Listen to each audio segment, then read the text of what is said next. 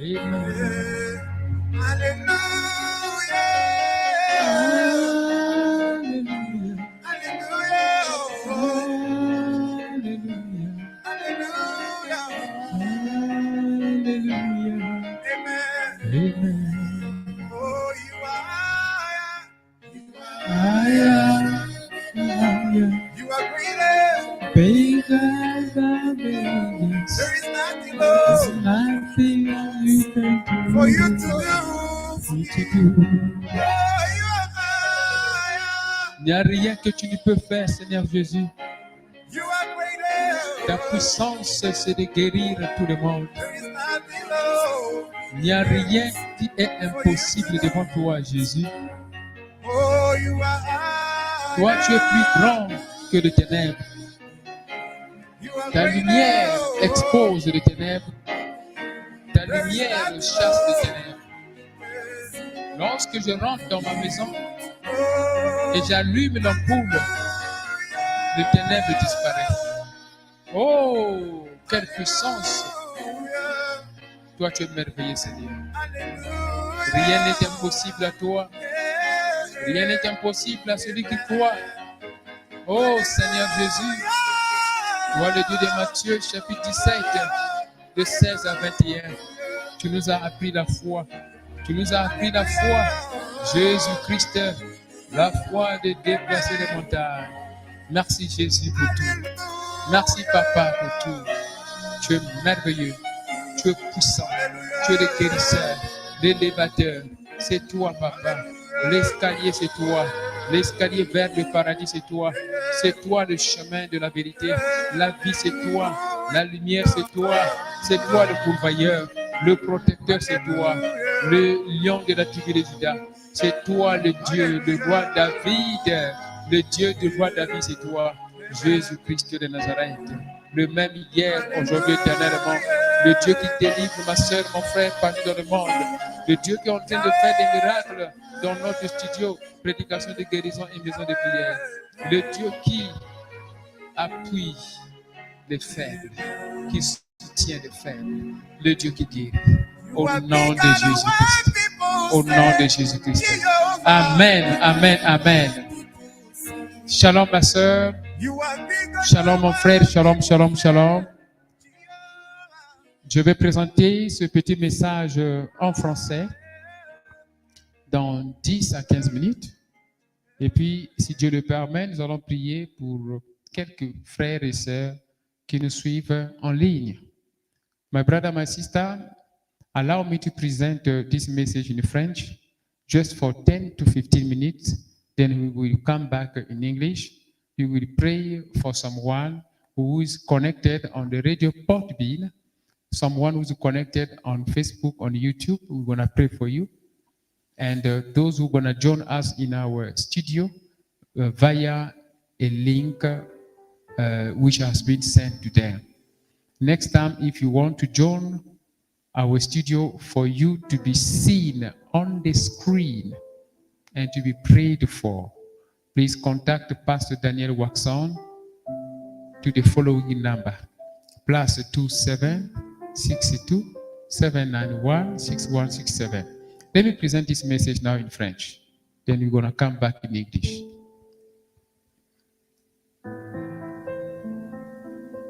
Peuple de Dieu, shalom, shalom, shalom. Aujourd'hui, nous sommes ici pour présenter ce message. Nous avons présenté ce message en anglais. Maintenant, je fais le résumé en français. Parce que l'Éternel et Dieu nous a mis dans un chantier qui concerne tout le monde qui parle français et anglais. Parce que Jésus-Christ aime tout le monde.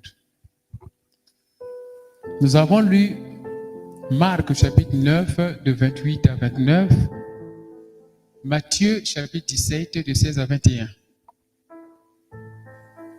Et la lecture de Marc chapitre 9 de 28 à 29 nous montre que il y avait un papa qui voulait la délivrance de son enfant. Mais les disciples avaient échoué de délivrer cet enfant-là. de chasser les démons. Le Père a expliqué la situation à Jésus-Christ et Jésus-Christ a blâmé ses disciples qui n'avaient pas pu le faire. Et il a dit que pour être capable de délivrer ce genre d'esprit, il faut jeûner et prier.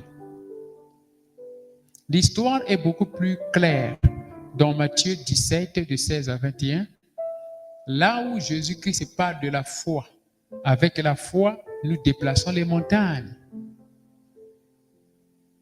Il a accusé ses disciples pour manque de foi. Il a dit, avec la foi, nous avons la puissance de déplacer les montagnes.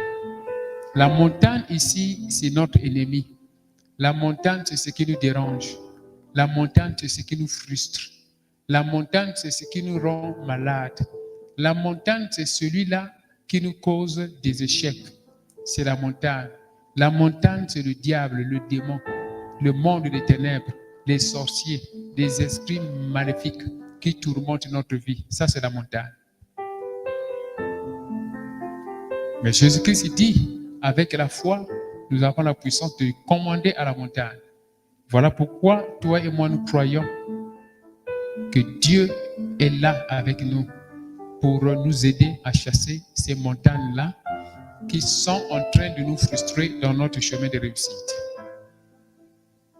Mais Jésus-Christ de Nazareth, il a dit que c'est par la foi que les montagnes sont déplacées.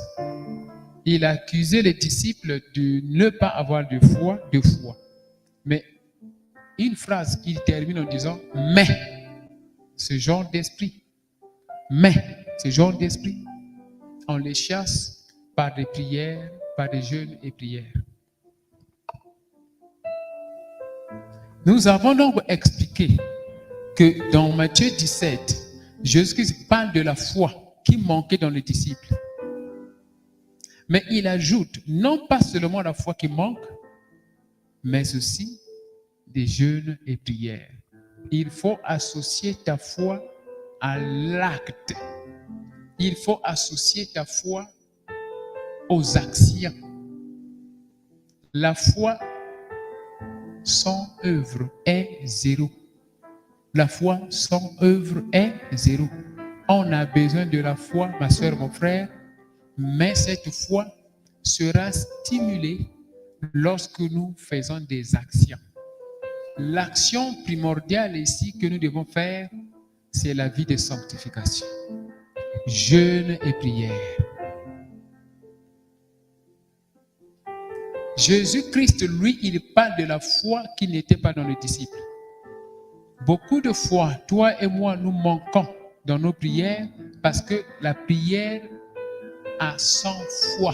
Il n'y a pas de foi dans la prière. Mais Jésus-Christ encore dit, ici, pour chasser les démons, tu as besoin non pas seulement de la foi, mais aussi de jeûne et prière. Maintenant, c'est quoi c'est ici le jeûne et prière dont Jésus-Christ de Nazareth parle? C'est ça. Dans Matthieu 9, les disciples de Jésus-Christ, ils ne jeûnaient pas. Les gens ont posé des questions. Pourquoi ces disciples-là ne jeûnent pas? Alors que les disciples de Jean-Baptiste jeûnaient. Jésus-Christ a répondu que l'époux est encore avec eux. Lorsque l'époux partira, c'est là où ils vont commencer à jeûner. Mais le même Jésus-Christ dit que ce genre de démons, on les chasse par des jeûnes et prières. Alléluia. Ça, c'est merveilleux. Jésus-Christ de Nazareth,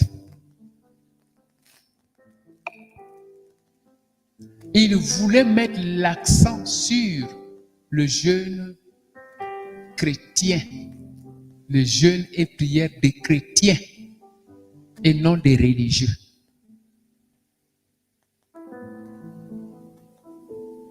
Les pharisiens avaient des jeûnes et prières des religieux. Mais Jésus-Christ, lui, il veut qu'on puisse faire des jeûnes et prières des chrétiens. Or, les jeûnes et prières des chrétiens, ce sont des jeûnes spirituels et non physiques. Comprenez-moi très bien. Au temps présent, au temps de Saint-Esprit, Jésus-Christ veut que nous puissions jeûner spirituellement. Matthieu 6, de 16 à 18, est en train de nous montrer comment un vrai chrétien peut jeûner. Alors, et comment un faux chrétien, les pharisiens, jeûnent. Les pharisiens, leur jeûne, c'est physique, c'est populaire. Tout le monde, il sait qu'ils sont en train de jeûner. Mais la question qu'on se pose, est-ce que dans le cœur, dans leur esprit, ils sont en train de jeûner? Jésus-Christ, il dit que nous devons rentrer dans notre chambre, on doit nettoyer notre tête, mettre, ça veut dire de l'huile, nous devons briller, on doit être propre et non montrer l'impression que nous sommes sales parce que nous sommes en train de jeûner. Est-ce que dans notre esprit, on jeûne? Nous avons montré que le jeûne des religieux est différent des jeûnes des chrétiens. Le jeûne des religieux nous amène à perdre du poids physiquement et spirituellement. Tandis que le jeûne des chrétiens nous amène à perdre du poids physiquement, mais à gagner du poids spirituellement. Voilà la grande différence. Si tu fais le jeûne des religieux, les gens peuvent te voir, tu as perdu du poids. Mais le danger, c'est quoi? Tu perds le poids physiquement et spirituellement. Veut dire, physiquement, tu as fané.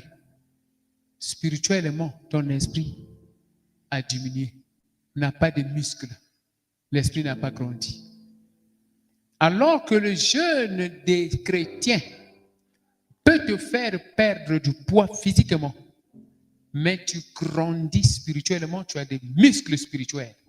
Ce sont ces muscles-là qui vont te permettre de chasser le démon que les disciples n'avaient pas pu chasser dans Matthieu 17, de 16 à 21. Marc chapitre 9, de 28 à 29. Les muscles spirituels, nous en avons besoin. Nous devons avoir des vitamines spirituelles. Tu peux voir Pasteur Daniel Waxon, si mince que je suis. Mais attention, en moi, Dieu peut mettre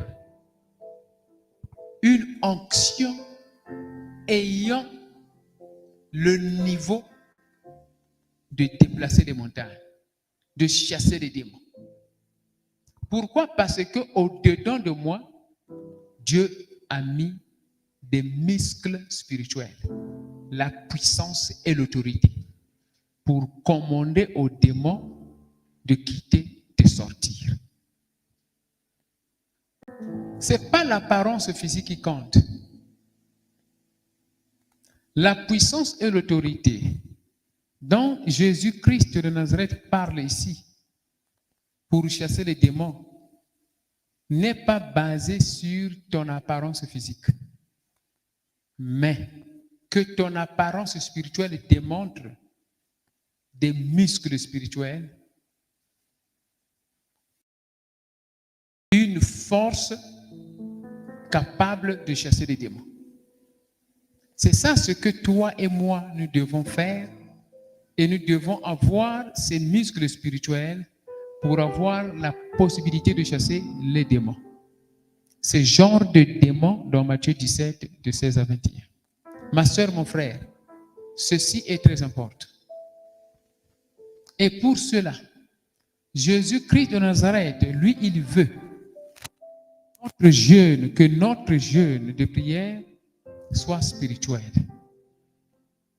Le rôle de jeûne et prière, c'est que toi et moi, qu'on soit beaucoup plus spirituel, saint, sanctifié, plus proche de Dieu.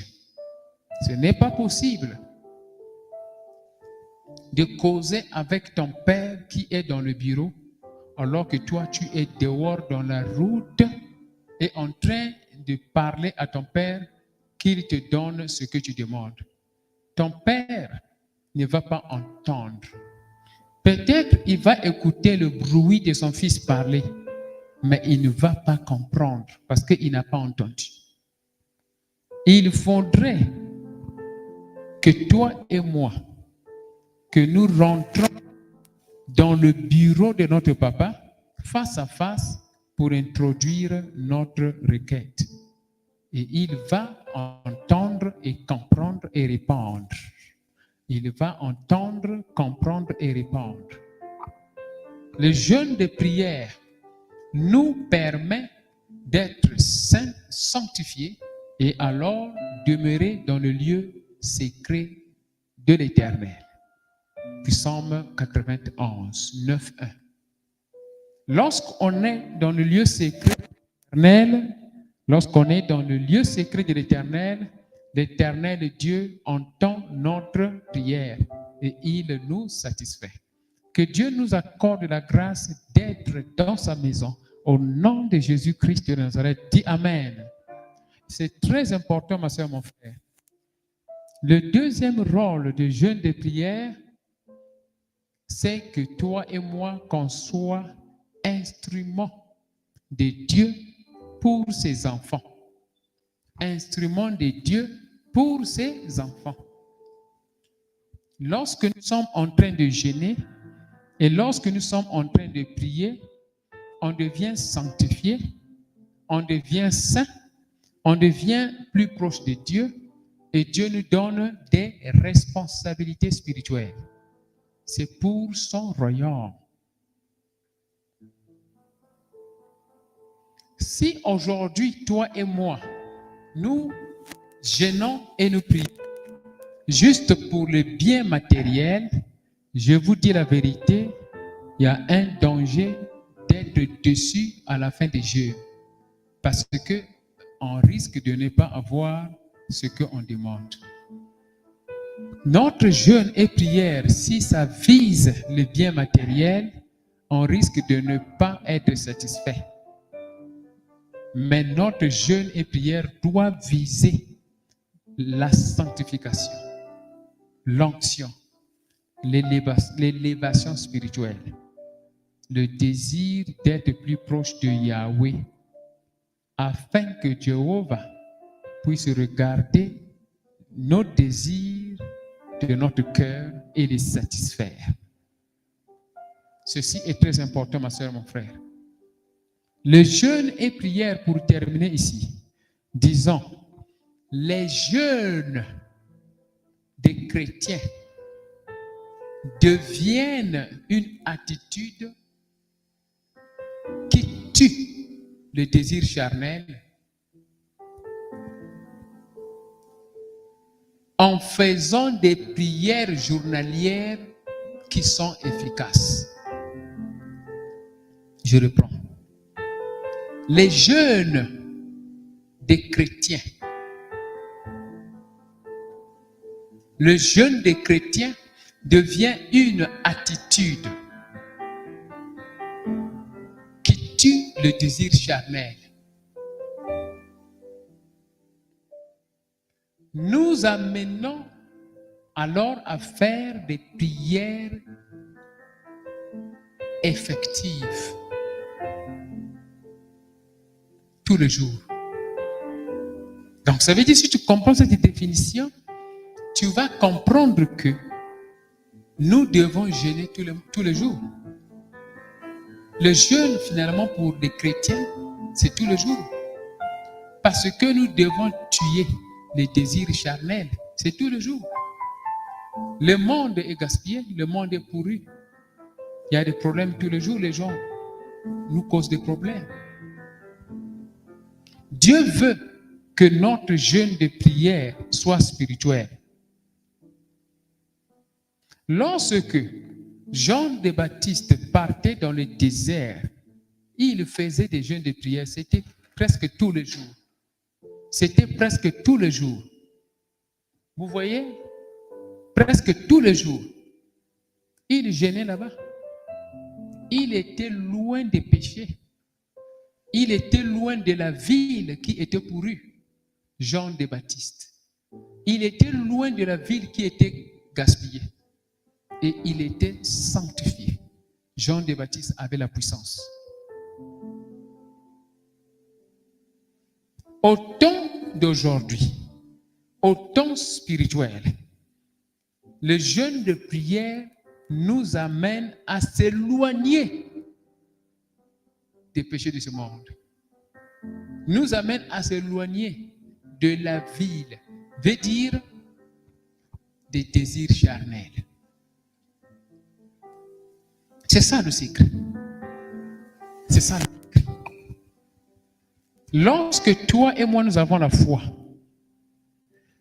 cette foi-là ne sera pas efficace lorsque notre corps et esprit est charnel. La foi ne sera pas efficace. Voilà pourquoi Matthieu 17, de 16 à 21 est en train de dire, toi et moi, nous avons peu de foi. Avec la foi, nous avons la puissance de déplacer les montagnes. Mais ce genre d'esprit-là, ce genre d'esprit, pour les chasser, on a besoin aussi de jeûne et prière. Ça veut dire, le jeûne et prière nous amène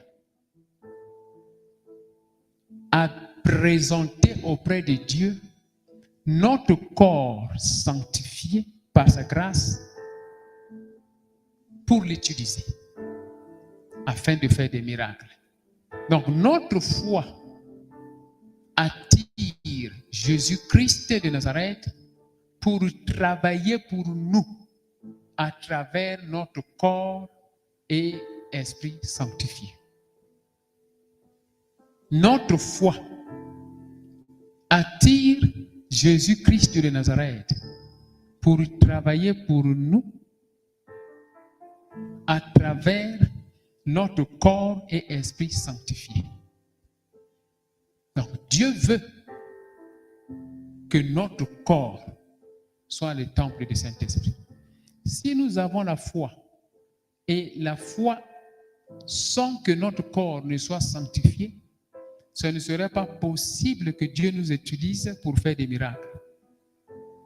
Beaucoup de fois, toi et moi, nous avons la foi en Dieu. Mais en même temps, on est en train de commettre le péché. On se comporte charnellement.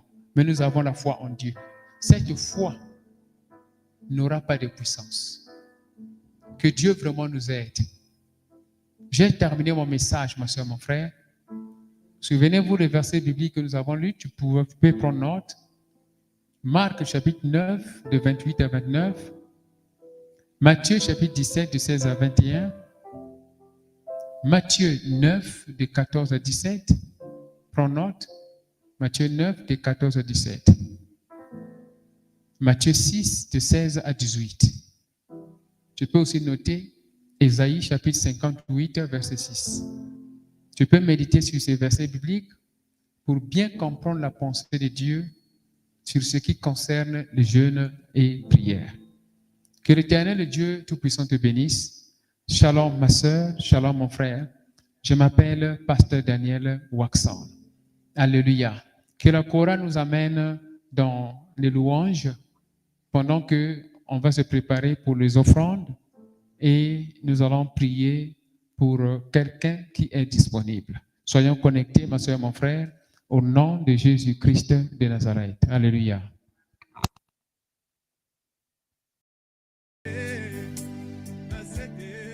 Bisous,